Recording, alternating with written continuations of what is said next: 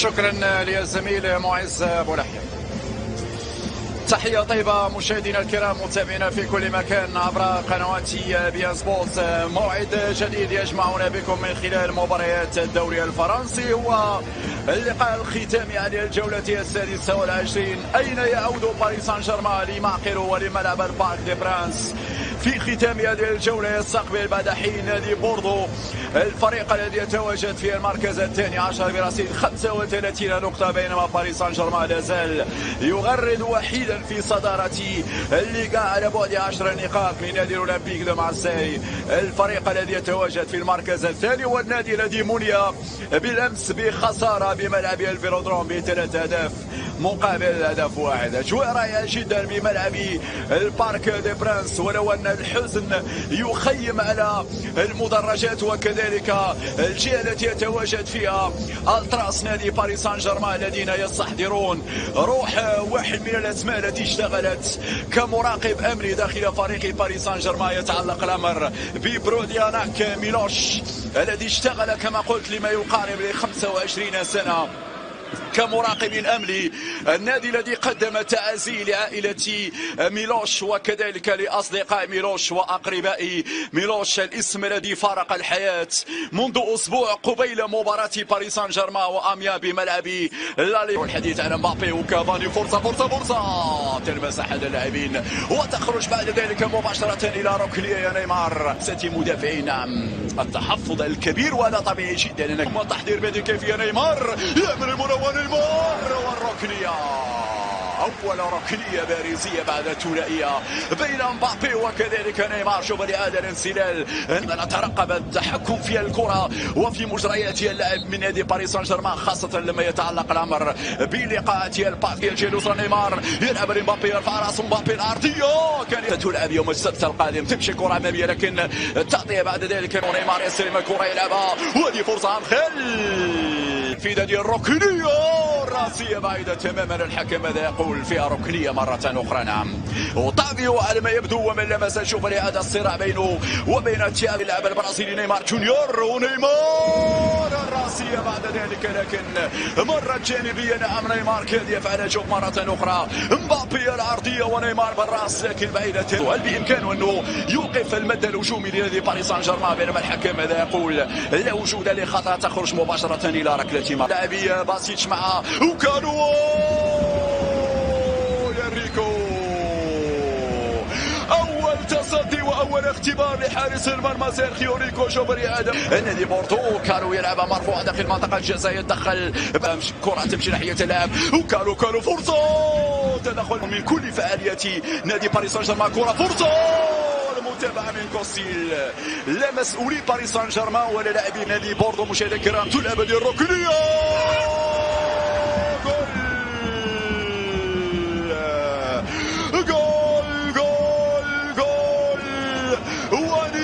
الكوري براسية، نعم يفتتح باب التهديف لفائدة نادي بوردو. مشاهدينا الكرام، ولا واحد تابع الكوري ولا واحد راقب الكوري. شوف لهذا مجددا بالراس ومن دون ارتقاء، نعم فمتأخر يفرض عناصر نادي بوردو، يبقوا قريبين جدا من مرمى الحارس كوستيل، بينما هناك خطأ وركلة حرة. يفعل أنخيل، يبحث ربما عن التسديد، يرفع كورة، المتابعة من الحارس، يا سلام كافاني بالراس، والمتابعة الأجمل لكوستيل. أبرز اختبار يا كوستيل، حل المراوغة، يلعبها ممتازة لكيرير والعرضية في اتجاه مبابي، ترجع مرة أخرى وحفز أكثر نادي بوردو بحثا عن المزيد. وسيرخيو ريكو في المتابعة، نعم يتابع هذه الكرة سيرخيو ريكو، إعادة مجددة لكرة اللاعب الصبري العرضية، حول المرور دي بروفيل، يدخل دي بروفيل العرضية، وكيرير يصعد، يلعب لأنخيل، يرفع دي كورة،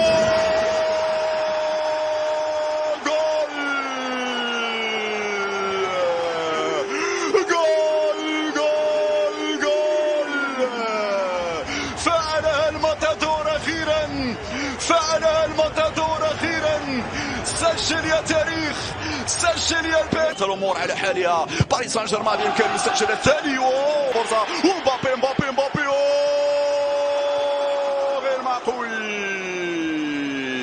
غير معقول انفراد واضح. مبابي مع كوستي لا اعتقد لمس احد. ومرفوع هذه الكره وانخل بالراس. يا حدك يا كافاني، يا حدك يا كافاني. الكرة تلمس القائم في جملة تكتيكية. يراوغ مبابي حد كرة إمكانية للتسديد. أنخيل دي ماريا بعيدة يا أنخيل. تحسن أداء باريس سان جيرمان وريتم باريس سان جيرمان والنوايا الهجومية ديالو. كافاني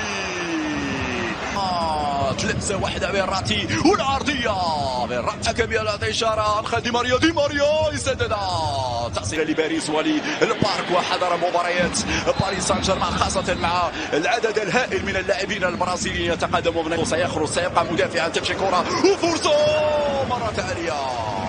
كرير هو من سدد وكيمبيمبي نعم من سدد هذه الكرة الماضية. مشاهدينا الكرام نعم تصل الكرة ناحية أنخيل دي ماريا على القائم الثاني. منطقة جزاء الأبدي. الكرة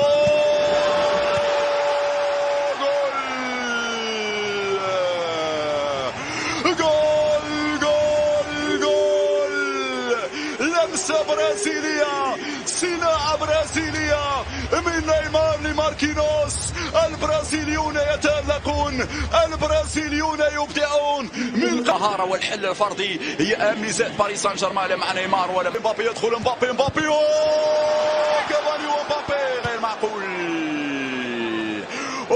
لا نيمار ولا كافاني امام المرمى. مشاهدينا الكرام بعد مجهود فردي ايام تلعب هذه الكره العرضيه. لمسه لكن بعيده تماما عن المرمى. الحارسي سيرخيو ريكو. شوف كيف طلب الكره اللاعب كالو. ها هو كالو كان متسدد. دفاع فيراتي يعيد سيرخيو ريكو. ماذا يفعل؟ ريكو يلمسها وطافي وبعد ذلك تستقر في المرمى. بابلو نعم يغالط الحارس. شوف الإعادة فيراتي. فضل العفوية بين منطقة. هذه فرصة داخل منطقة الجزاء. فرصة كالو ووانيتشو واللاعب الكوري. نعم شوف الإعادة دي بخوفيل مرر بيده الكرة. ماريا ونيمار خلفها. يلعب نيمار. هذه فرصة مرة جانبية يا مبابي لم يركز في هذه الكرة. البحث عن التسديد، البحث عن التمرير. اعتقد بأن أخرى يا سيرخيو ومرة أخرى يا سيرخيو.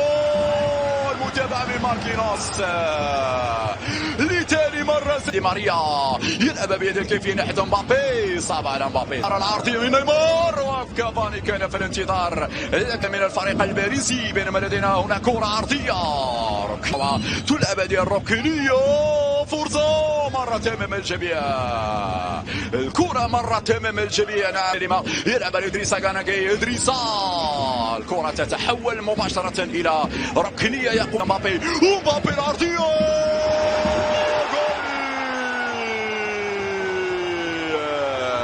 جول ماركينوس عاد إليكم من جديد. ماركينيوس فعل من جديد ويسجل ثالث الأهداف الباريسية بعد انطلاق مبابي وبعد عرضية مبابي وبعد ارتباك اللاعب الباريسي بالسرعة. كافاني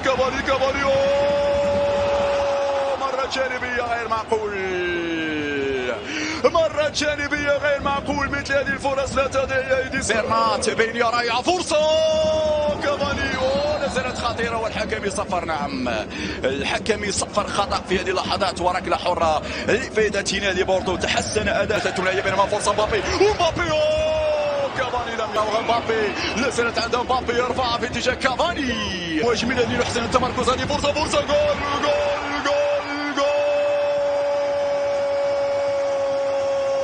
مبابي. جاء دورك يا مبابي. من غير المعقول لا تسجل يا مبابي أخيرا يوصل للمرمى. مرة هذه فرصة كافاني غير معقول يا كافاني. نقول هذا السهل الممتنع أنك تسيل العرضية. ماركينيوس